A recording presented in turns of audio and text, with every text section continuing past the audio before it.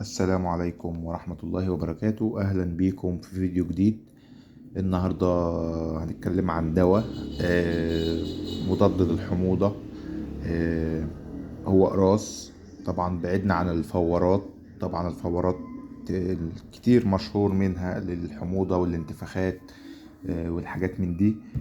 فطبعا بتروح الصيدلية بتقول له عاوز حاجة للحموضة، فطبعا بيديك فوار. فطبعا في ناس كتير برضو ما بتحبش الفورات، بالإضافة طبعا للسعر بتاعها. يعني مثلا راني ممكن يبقى ب7 جنيه. الأسعار عادت ممكن تكون غالية شوية، فممكن يبقى في ناس عاوزة حاجة موفرة. ما تنسوناش باللايك والاشتراك في القناة فضلا وليس أمرا. معانا جلايكودال أقراص مضغ. يعني بتاخد القرص وبتمضغه. آه، طبعا جلايكودال ممتاز و ليه فعالية جميلة، يعني فعاليته ممتازة. بيقضي على الحموضة والانتفاخات، برضو بيقلل من الانتفاخ والحموضة. جلايكودال علبة فيها 30 قرص مضغ. طبعا حبيت اجيب لكم قراص النهارده مخصوص علشان في ناس كتير ما بتحبش الفورات وما بتعرفش تاخدها او ما بتحبهاش اساسا. في اي حاجه يبقى فيها فوار ناس كتير تقول لك لا لا ابعدنا عن الفوار. طبعا 30 قرص. العلبه تمنها 57 جنيه. العلبة تمنها 57 جنيه. 33 قرص.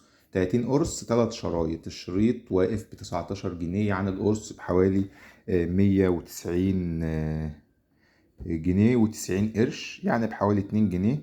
طبعا في بعض الصيدليات بيبيعوا منها بالقرص، وفي صيدليات مثلا هيقولك بالشريط، ولكن الشريط يكفيك كتير يعني.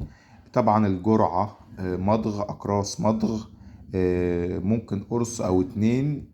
طبعا قرص واحد بيجيب نتيجة يعني، بس لو مثلا حسيت ان مفيش استمرار او مفيش يعني مفيش تحسن او لسه الحالة ما ظبطتش، ممكن تاخد كمان قرص مضغ برضو. طبعا دي مش بلع، دي قراص مضغ عشان تجيب معاك فعالية.